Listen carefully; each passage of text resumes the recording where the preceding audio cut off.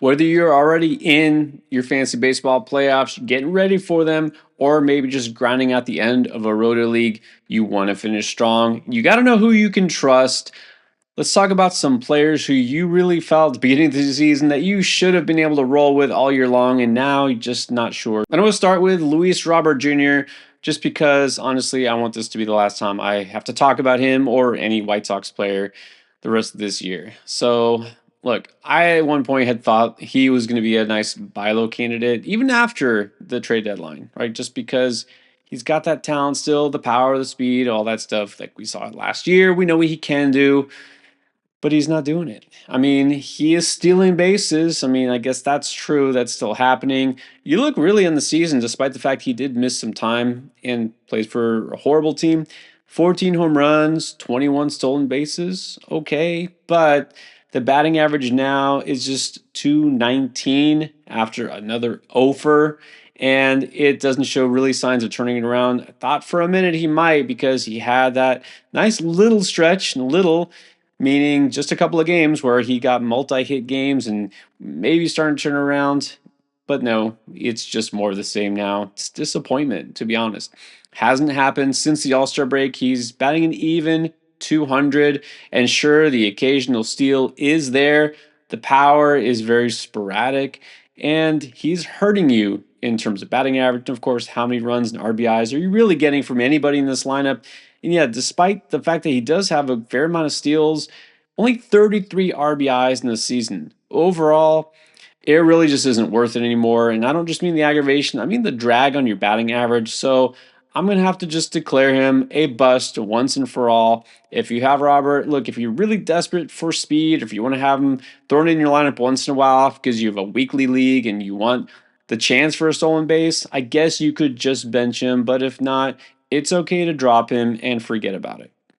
Now in Washington, another potential five-tool player who's showing a little bit more. Let's talk about James Wood. Now, why are we questioning it here? Because yes, he is stealing you bases, and his batting average has actually been pretty good, even maybe better than some expected. There was concerns that, well, with his big, massive swing and all the raw power he has, he might hurt you in terms of batting average, but he hasn't. And in fact, since the All-Star break, he's hitting 283. So what's the issue here is, where's the power, honestly, because he hasn't hit a home run since August 18th. And in the second half of the season, 4 home runs. Not really what we thought we would get from James Wood. Now, the good news is that he's still driving in runs. In fact, 24 RBIs just in the second half and 9 steals. Sometimes can get you steals in bunches like we saw the other day. But we're really still waiting for that power to show up. You got to wonder if it's really a good thing he's taking this more contact-oriented approach. He doesn't want to strike out as much, wants to hit for average. I mean, that's good. That's definitely good for him in terms of being able to stay up and stay in that lineup. I'd like to see more home runs. So really the question here is not whether you should roster him, but do you keep him in your lineup? Take a chance on that upside. I'm going to say yes, because the power should show up at some point. Again, this guy has some of the highest raw power in all of the majors. I don't just mean among rookies, I mean in general, and you've seen it so far since he's been called up. Among the leaders, although he doesn't qualify, among the leaders in average exit velocity and hard hit rate. So it's good news is that he's not a drag on your batting average. He is getting you some steals, and the RBIs do make up for the relative lack of home runs. At some point, maybe he does go on a power surge. Who knows? But this is a player who's helping you pretty much across the board. I say he's okay to leave in there, and he'll continue to help you. What about ex-Nats outfielder Lane Thomas? Isn't helping anybody since he went to Cleveland, least of all the Guardians. Is this finally time to say enough is enough, or is this a player you just have to keep the faith with because this is a veteran, a guy who's put up big numbers before? Well, I don't think so. Look, first of all, although he's not a rookie or anything like that, this is not really a player with an extended track record of being really successful. In other words, last year really had his breakout season, but I really saw some regression coming anyways, and obviously for whatever reason, this is not jiving in Cleveland. In fact, not at all. It's now been 1 month since he got traded to Cleveland, 29 games under his belt there. He's hitting 176 with no home runs, 4 RBIs and 3 stolen bases. That's as bad as you could possibly imagine for a guy who's really supposed to be a big boost to this offense. And now it's to the point where he's sitting out games because they just can't afford to have him in the lineup every day.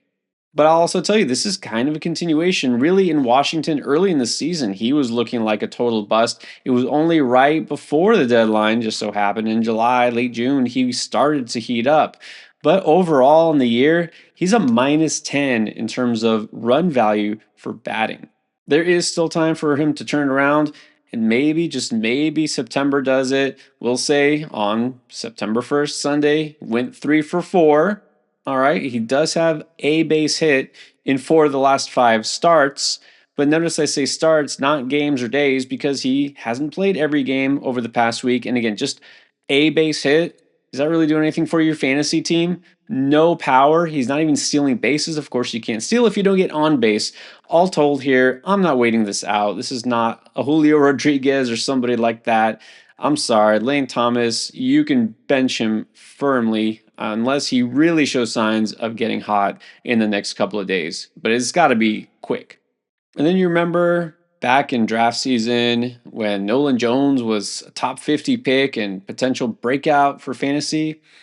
Not going so swimmingly for him. Now, of course, the back issue has kept him out for a lot of the season, but I think we have to just face up to the fact that whether it's the back or something else, probably a little bit of both, but he's just not cutting it because he has not done anything to help fantasy teams this year. So the question is, do you really take a chance here just because he's technically supposed to be healthy and in the lineup?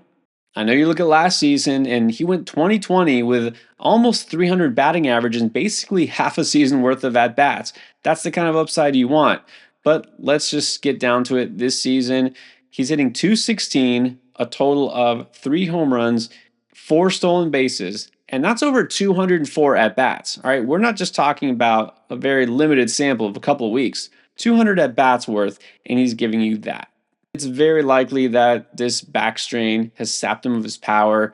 Obviously the missed time has thrown a wrench into his timing and all this. And look, Colorado is not going anywhere. This is not a good offense.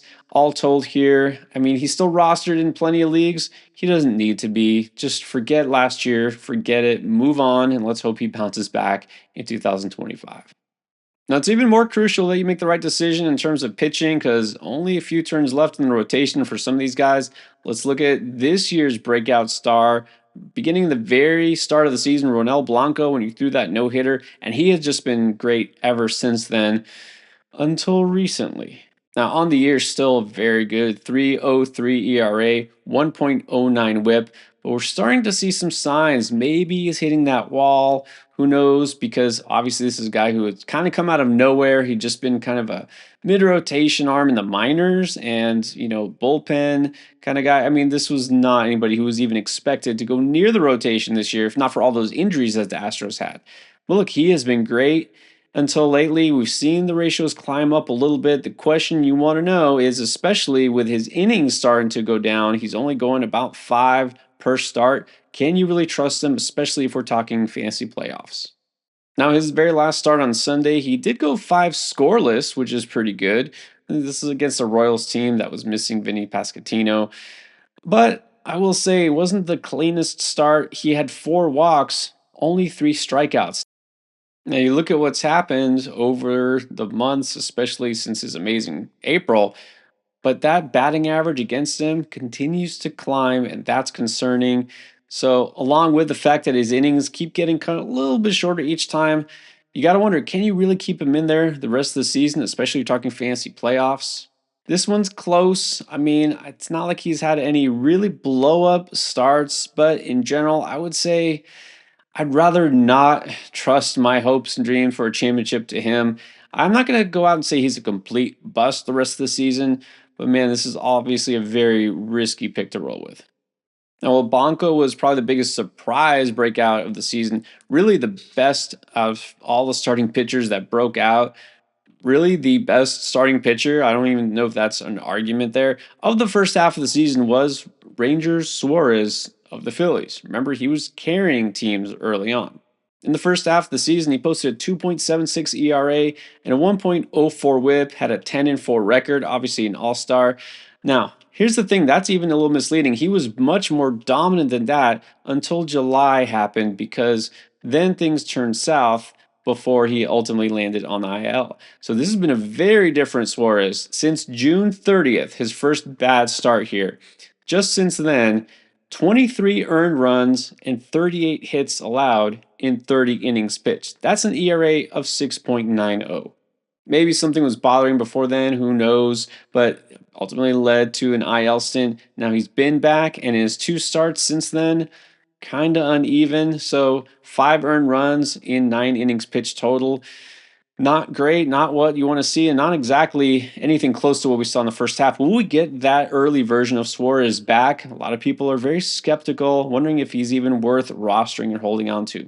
I will say there is some promise because behind the runs that he's given up, he also had 12 strikeouts as opposed to only 2 walks. Again, limiting walks, big part of his game, big part of why he had such a successful early start to the season.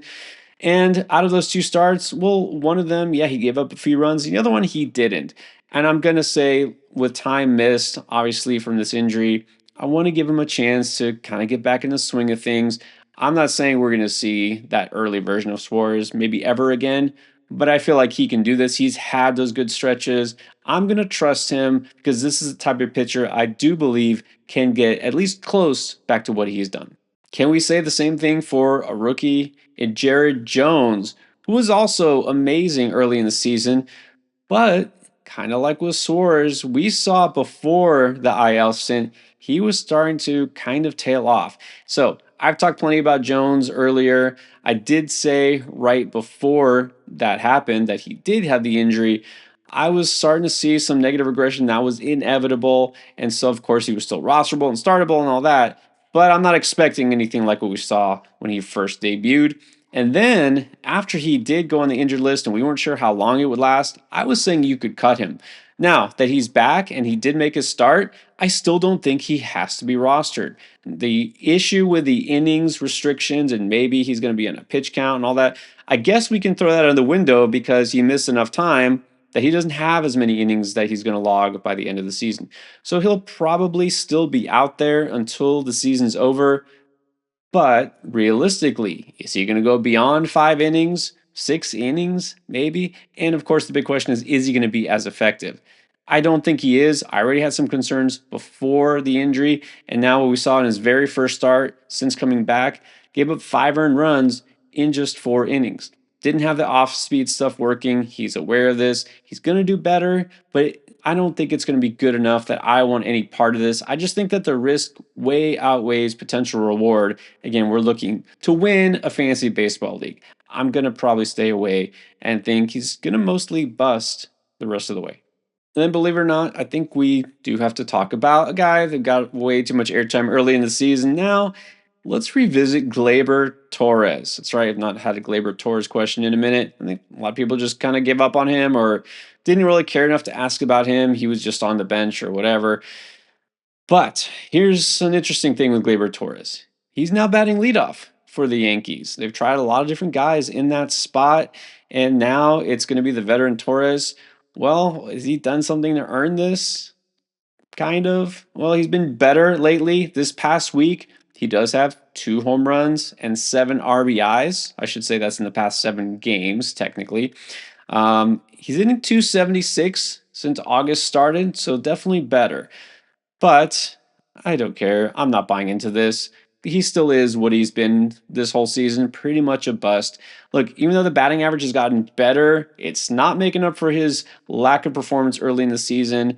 And also, look at the fact that in all of August, 2 home runs and 8 RBIs. That's right. Those 2 home runs that he hit in back to back days, that's all he gave you for the entire past month. The power has not been there. The expected numbers are not good. He doesn't steal you bases. So, sure, he might still score some runs, but that is it, and it's not enough. You need more upside at this point. Don't know why Gleyber Torres fell off so sharply from last season, which was statistically his best overall, and now all of a sudden he's going down to one of his worst. I can't explain it, but I do know that I don't need to think about it, and I don't need Torres in my lineup.